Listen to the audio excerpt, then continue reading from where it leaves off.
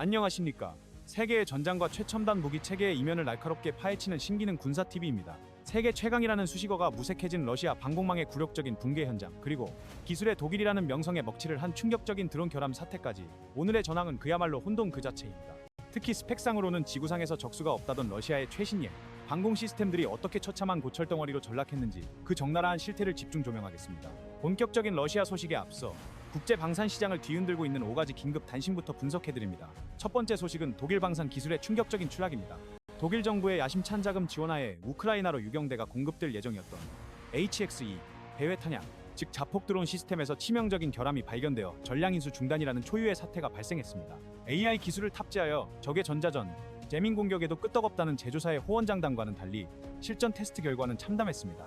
러시아군의 전자전 공격에 속수무책으로 무력화되었을 뿐만 아니라 비행 제어 소프트웨어 자체가 엉망진창이라 목표물은커녕 스스로 추락하는 경우가 빈번했습니다. 우크라이나 측의 정밀 분석 결과 정상 작동률은 고작 25%에 불과했습니다. 결국 우크라이나는 즉각적인 인수 거부를 선언하고 독일 제조사인 헬싱 측에 강도 높은 조사를 요구했습니다. 100km 사거리를 자랑하는 전동 드론이라 기계적 고장은 적을 줄 알았으나 소프트웨어의 완성도가 처참한 수준임이 드러난 것입니다. 독일제 무기에 대한 신뢰도가 바닥을 치고 있습니다. 두 번째, 미 해군의 와스프급 강습 상륙함 이오지마함 관련 소식입니다. 최근 베네수엘라 마두로 정권 압박 작전의 핵심 전력으로 카리브해를 장악했던 이사만 5,000톤급 거함이 대규모 수술대에 오릅니다. 2028년 2월까지 무려 24개월간 노포크 해군 조선소에 입거하여 약 2억 5천만 달러 규모의 개수 작업을 진행합니다. 핵심은 F-35B 스텔스 수직이 착륙기의 운용 능력 확보입니다. 이 공백 기간은 아쉽지만 2년 후 더욱 강력한 항공모함급 전력으로 복귀할 예정입니다. 세 번째, 러시아의 장거리 자폭 드론 가르피아 5의 해부 결과입니다. 사거리 10Km, 탄도 중량 90kg로 우크라이나를 괴롭히던 이 무기를 수거해 뜯어보니 내부는 그야말로 메이드 인 차이나 전 시장이나 다름없었습니다.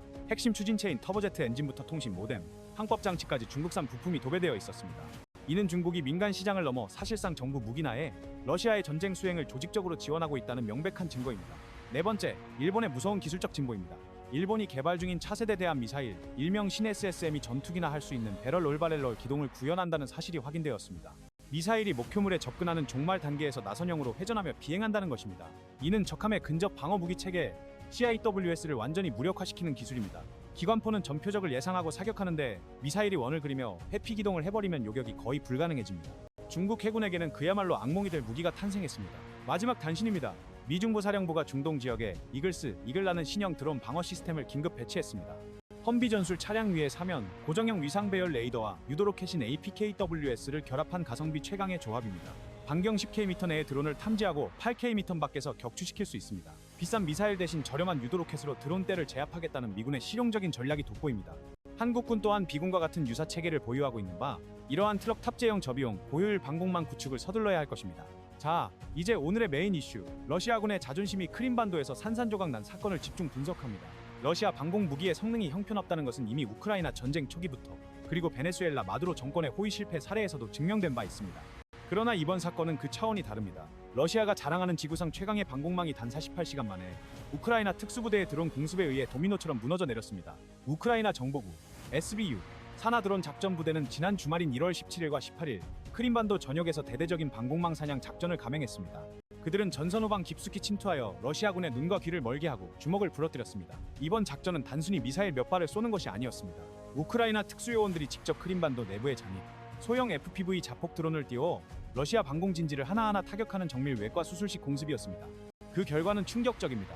벨베크 공군기지와 페오도시아 방공 진지를 중심으로 러시아군이 보유한 거의 모든 종류의 방공 무기가 백화점식으로 파괴되었습니다. 공개된 영상을 분석해보면 러시아군의 피해 목록은 처참합니다. 수조 원의 가치를 지닌 S-400의 핵심 레이더와 사격 통제 차량이 불길에 휩싸였고 최신형 중거리 요격 체계인 S-350, 40km 밖을 요격한다는 북후 무게미 M3 시리즈가 줄줄이 고철로 변했습니다. 더욱 경악스러운 것은 단거리 방어 체계의 무력화입니다. 적어도 침투 물체를 막기 위해 설계된 판치르, SE와 토르톨, M이조차 우크라이나 드론의 밥이 되었습니다. 영상 속 러시아군 장비들은 대부분 레이더가 회전하며 가동 중인 상태였습니다. 즉 적을 감시하고 요격해야 할 시스템이 정작 자신의 머리 위로 날아오는 소형 드론 하나를 탐지하지 못해 눈을 뜬 채로 당했다는 것입니다. 수십억 달러의 혈세가 투입된 이 첨단 무기들이 실제로는 카탈로그 스펙만 화려한 종이 호랑이였음이 만천하에 드러났습니다. 이 참상을 보며 저는 과거의 부끄러운 기억 하나를 떠올리지 않을 수 없습니다. 과거 한국의 비호복합 대공무기가 인도 수출 시장에서 러시아의 판치르와 맞붙었을 때의 일입니다. 당시 성능 테스트에서 우리 비호복합은 압도적인 초반 우세를 점했습니다. 한국 방산 관계자들의 피나는 노력과 우수한 기술력이 빛을 발하는 순간이었습니다. 하지만 러시아는 비열했습니다.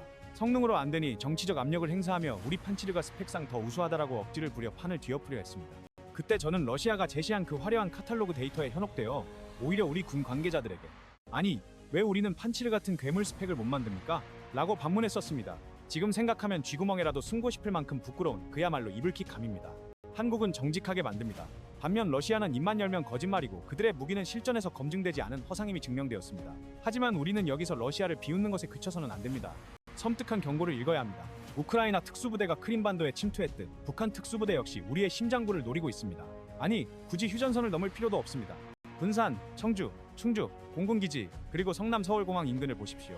활주로 바로 옆에 수많은 아파트와 민가가 밀집해 있습니다. 만약 북한의 고정 간첩이 민간인으로 위장해 아파트 베란다에서 드론을 날린다면 그들이 개전 초기 우리의 활주로와 방공 레이더를 향해 FPV 드론 수십 대를 기습적으로 발사한다면 우리는 막을 수 있습니까? 이것은 가정이 아니라 당장 내일이라도 일어날 수 있는 현실적인 위협입니다. 거창하고 비싼 미사일도 중요하지만 앞서 소개한 미국의 이글스 시스템처럼 도시명 거점형 저비용 드론 방어 체계를 시급히 구축해야 합니다.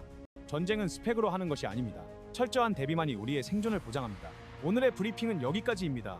러시아의 몰락을 타산지석 삼아 우리 군의 빈틈을 메우는 계기가 되기를 바랍니다. 뉴스튜브 슈프림 디렉터였습니다. 시청해주셔서 감사합니다.